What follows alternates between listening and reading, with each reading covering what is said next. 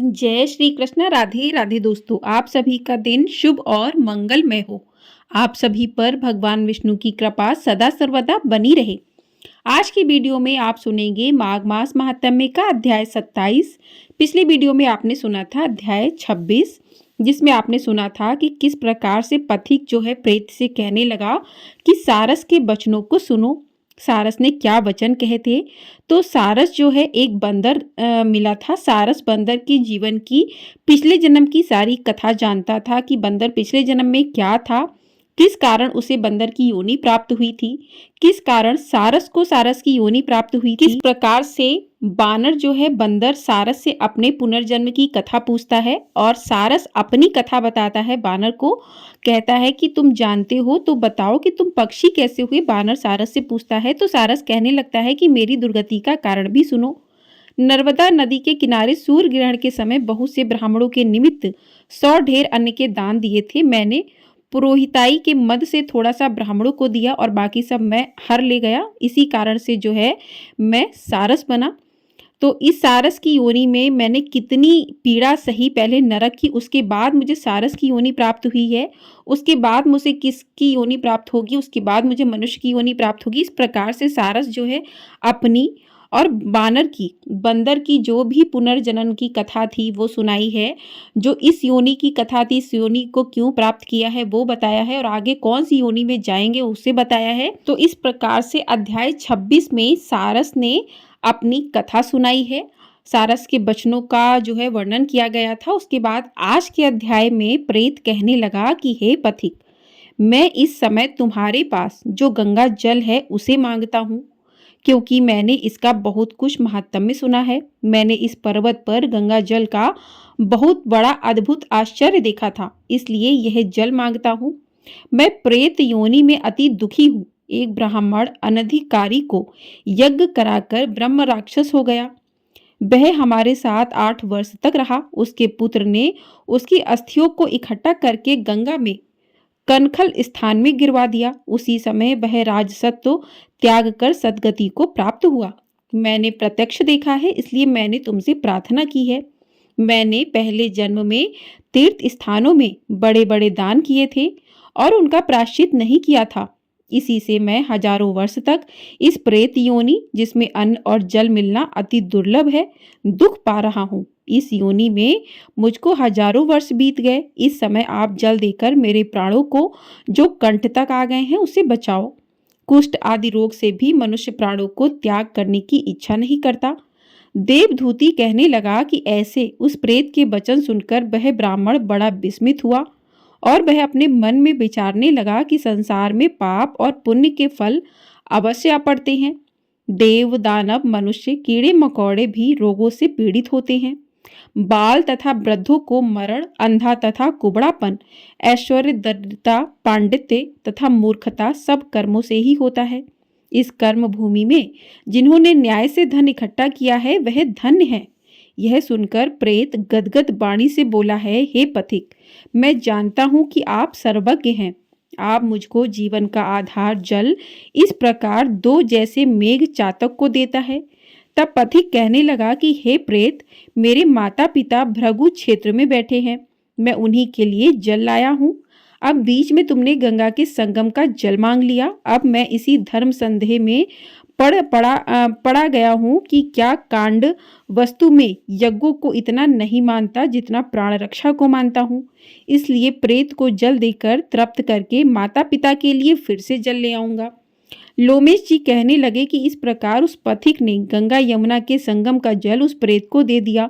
उस प्रेत ने प्रीति पूर्वक जल को पिया। उसी समय वह प्रेत शरीर को छोड़कर दिव्य देहधारी हो गया। केरल कहने लगा कि बिंदु मात्र गंगा जल से वह प्रेत मुक्त हो गया।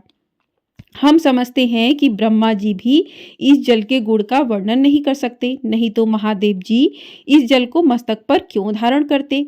इस संसार में जो मनुष्य काया, वाचा और मनसा के पापों से रंग गए हैं वह गंगा जल के बिना नहीं धुलते। गंगा जल के सेवन से मुक्ति सदा सन्मुख खड़ी रहती है। जिसके जल को स्पर्श करते ही प्रेत प्रेतत्व को छोड़कर मुक्ति को प्राप्त होते हैं। जो गंगा स्नान करता है वह वैष्णव पद को प्राप्त होता है। यदि संबंधी लोग गंगा जल से तर्पण करें तो नरक में रहने वाले पितर लोग भी स्वर्ग में चले जाते हैं और स्वर्ग में रहते हुए ब्रह्मत्व को प्राप्त होते हैं। गंगा जल के समान और कोई मुक्ति का साधन नहीं है। वह प्रेत वहां से चला गया और 1 मास में जब माघ मास आया तो उसने सुने हुए प्रयाग महात्म्य के अनुसार गंगा यमुना के संगम पर स्नान करके पिशाच शरीर को धारण कर भक्ति पूर्वक नारायण की स्तुति करता हुआ वह द्रविड़ देश का राजा गंधर्वों से सेवित उत्तम विमान पर बैठकर इंद्रपुरी को गया। सो हे द्विज, यह इतिहास पापों का जल्दी ही नाश करता है। इसमें धर्म का ज्ञान होता है। यह पुण्य, यश तथा कीर्ति को बढ़ाने वाला है, ज्ञान तथा मोक्ष को देने वाला है। तुम भी सद्गति पाने के लिए प्रयाग चलो। वहां पर हम ऐसा स्नान करें जो देवताओं को दुर्लभ होता है। वहां पर श्राप से पैदा हुआ पिशाचपन सब नाश को प्राप्त हो जाएगा। इस प्रकार लोमेश जी के मुख से अमृतमय मधुर कथा को सुनकर मानो अमृत पीकर सब प्रसन्न हुए और पाप रूपी समुद्र से पार हुए। उन्हीं के साथ सब लोगों ने दक्षिण दिशा को प्रस्थान किया। इसी के साथ आज का अध्याय यहीं पर समाप्त हुआ। इसके आगे का वृत्तांत आप अगले अध्याय में सुनेंगे। बोलिए भगवान विष्णु जी की जय। बोलिए गंगा मैया की जय। आइए अब सुनते हैं भगवान विष्णु की एक अद्भुत कथा। एक साधु वर्षा के जल में प्रेम और मस्ती से भरा चला जा रहा था। इस दौरान उसने एक मिठाई की दुकान को देखा जहां एक कढ़ाई में गर्म दूध उबाला जा रहा था तो मौसम के हिसाब से दूसरी कढ़ाई में गर्मा गर्म जलेबियां तैयार हो रही थीं। साधु कुछ क्षणों के लिए वहां रुक गया। शायद भूख का एहसास हो रहा था या मौसम का असर था। साधु हलवाई को बड़े गौर से देखने लगा। साधु कुछ खाना चाहता था लेकिन जेब ही नहीं थी तो पैसे भला कहाँ से होते। साधु कुछ पल से हाथ सेकने के बाद चला ही जाना चाहता था कि नेक दिल हलवाई से रहा न गया और एक प्याला गरम दूध और कुछ जलेबियां साधु को दे दी। साधु ने गरम जलेबियां गरम दूध के साथ खाईं और फिर हाथों को ऊपर की ओर उठाकर हलवाई के लिए प्रार्थना की और आगे चल दिया। साधु बाबा का पेट भर चुका था। दुनिया के दुखों से बेपरवाह वो फिर एक नए जोश से बारिश के गंदे पानी के छींटे उड़ाता चला जा रहा था। यह इस बात से बेखबर था कि एक युवा नवविवाहित जोड़ा भी वर्षा के जल से बचता बचाता उसके पीछे चला जा रहा था। एक बार इस मस्त साधु ने बारिश के गंदे पानी में जोर से लात मारी। बारिश का पानी उड़ता हुआ सीधा पीछे आने वाली युवती के कपड़ों को भिगो गया और उस औरत के कीमती कपड़े कीचड़ से लथपथ हो गए। उसके युवा पति ने यह बात बर्दाश्त नहीं हुई, इसलिए वह आस्तीन चढ़ाकर आगे बढ़ा और साधु के कपड़ों को पकड़कर खींचकर कहने लगा, अंधा है, तुमको नजर नहीं आता? तेरी हरकत की वजह से मेरी पत्नी के कपड़े गीले हो गए हैं और कीचड़ से भर गए हैं।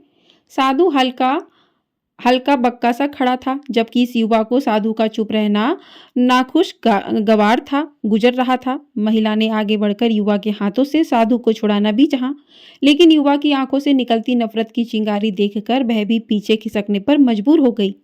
राह चलते राजगीर भी उदासीनता से यह सब दृश्य देख रहे थे, लेकिन युवा के गुस्से को देखकर किसी में इतनी हिम्मत नहीं हुई कि उसे रोक पाते। और आखिर जवानी के नशे में चूर इस युवक ने एक जोरदार थप्पड़ साधु के चेहरे पर जड़ दिया। बूढ़ा मलंग थप्पड़ की ताव न झेलता हुआ लड़खड़ाता हुआ कीचड़ में जा गिरा। युवक ने जब साधु को नीचे गिरता देखा तो मुस्कुराते हुए वहां से चल दिया। बूढ़े साधु ने आकाश की ओर देखा और उसके ओठों से निकला, वाह मेरे भगवान, कभी गरम दूध जलेबियां और कभी गरम थप्पड़, लेकिन तू अगर चाहे मुझे भी वही पसंद है। यह कहता हुआ वह एक बार फिर अपने रास्ते पर चल दिया। दूसरी ओर वह युवा जोड़ा अपनी मस्ती में समर्पित अपनी मंजिल की ओर अग्रसर हो गया। थोड़ी ही दूर चलने के बाद वे एक मकान के सामने पहुंचकर रुक गए। वे अपने घर पहुंच गए थे। युवा अपनी जेब से चाबी निकालकर अपनी पत्नी से हंसी मजाक करते हुए ऊपर घर की सीढ़ियां तय कर रहा था। बारिश के कारण सीढ़ियों पर फिसलन हो गई थी। अचानक युवा का पैर फिसल गया और वह सीढ़ियों से नीचे गिरने लगा। महिला ने शोर मचाकर लोगों का ध्यान पति की ओर आकर्षित करने लगी, जिसकी वजह से उसके संबंधी और दूसरे लोग तत्काल सहायता के लिए युवक की ओर लपके और उसे अस्पताल ले गए। युवक का सिर फट गया था और कुछ ही देर में ज्यादा खून बहने लगा। लोगों ने दूर से आते साधु बाबा को देखा तो आपस में कानाफूसी होने लगी कि निश्चित रूप से साधु बाबा ने थप्पड़ खाकर युवक को श्राप दिया है, तभी उसे चोट लगी है। दूसरे युवकों ने यह बात सुनकर साधु बाबा को घेर लिया। एक युवक कहने लगा कि आप कैसे भगवान के भक्त हैं जो केवल एक थप्पड़ के कारण युवक को श्राप दे बैठे। भगवान के भक्त में रोष व गुस्सा हरगिज नहीं होता। आप तो जरा से भी असुविधा पर धैर्य न कर सके। साधु बाबा कहने लगा कि भगवान की कसम, मैंने इस युवक को श्राप नहीं दिया। अगर आपने श्राप नहीं दिया तो ऐसा नौजवान युवा सीढ़ियों से कैसे गिरा कि उसे इतनी गंभीर चोट आई। तब साधु बाबा ने दर्शकों में से एक अनोखा सवाल किया कि आप में से कोई इस सब घटना का चश्मदीद गवाह मौजूद है। एक युवक ने आगे बढ़कर कहा, हाँ, मैं इस घटना का चश्मदीद गवाह हूँ। साधु ने अगला सवाल किया कि मेरे कदमों से जो कीचड़ उछला था, क्या उसने युवा के कपड़ों को दागी किया था? युवा बोला, नहीं, लेकिन महिला के कपड़े जरूर खराब हुए थे। साधु ने पूछा फिर युवक से, मुझे क्यों मारा? युवक कहने लगा, क्योंकि यह वह युवा इस महिला का प्रेमी था और यह बर्दाश्त नहीं कर सका कि कोई उसके प्रेमी के कपड़ों को गंदा करे, इसलिए उस युवक ने आपको मारा। युवक की बात सुनकर साधु बाबा ने एक जोरदार ठाका बुलंद किया और यह कहता हुआ वहां से विदा हो गया। तो भगवान की कसम, मैंने श्राप कभी किसी को नहीं दिया, लेकिन कोई है जो मुझसे प्रेम रखता है। अगर उसका यार सहन नहीं कर सका तो मेरे यार प्रभु को कैसे बर्दाश्त होगा कि कोई मुझे मारे? मेरा यार इतना शक्तिशाली है कि दुनिया का बड़े से बड़ा राजा भी उसकी लाठी से डरता है। सच है, उस परमात्मा की लाठी दिखती नहीं है और आवाज भी नहीं करती, लेकिन पड़ती है तो बहुत दर्द देती है। अपने धन, यौवन और पद का अहंकार दूसरों को चोट पहुंचाने का कारण बनता है, किंतु जब समय का चक्र हमारी तरफ घूमता है तो हमारा कष्टों का दौर शुरू हो जाता है। हमारे कर्म ही हमें उसकी लाठी से बचाते हैं। बस कर्म अच्छे होने चाहिए। किसी को भी चोट पहुंचाना, खुद चोट खाने की तैयारी करना है। हमें अपने गलत कर्मों से डरना चाहिए, क्योंकि ईश्वर की लाठी में आवाज नहीं होती है। बोलिए जय श्री राम, जय श्री हरि विष्णु। इसी के साथ ये कहानी यहीं पर समाप्त होती है। मिलते हैं अगली वीडियो में। आपको ये कहानी पसंद आई है, वीडियो को लाइक कर दीजिएगा। चैनल पर नए हैं, चैनल को सब्सक्राइब कर दीजिएगा। आपको हमारे चैनल पर इसी प्रकार से व्रत कथाएं सुनाई जाती हैं, तो आप लोग उन कथाओं को सुनने के लिए चैनल को सब्सक्राइब कर लीजिएगा और कमेंट बॉक्स में भगवान श्री हरि विष्णु की जय भी अवश्य लिखिएगा। बोलिए भगवान श्री हरि विष्णु की जय।